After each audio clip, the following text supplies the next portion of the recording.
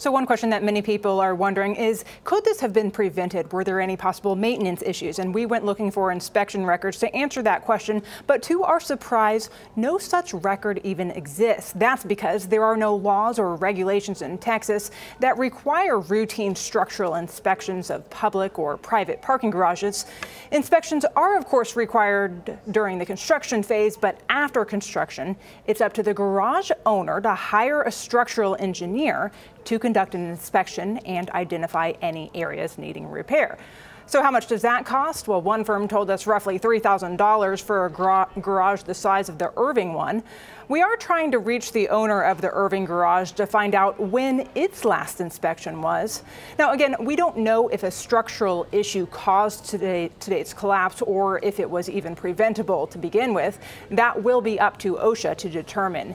Structural engineers also told us that the collapsed garage was a precast garage. That's the most common type across Texas. It uses steel connectors, which over time can deteriorate. Experts say that's the most likely reason a garage like this one in Irving would collapse. And like Texas, many states do not require routine inspections, although we should mention that New York did just start requiring them every 5 years. Charlotte Huffman, Channel 8 News. All right, thanks a lot, Charlotte. Hey, we want to show you that second collapse one more time. This is some amazing video as more cars are crushed. Now, we will continue to update you on this story and on air and, of course, at WFAA.com.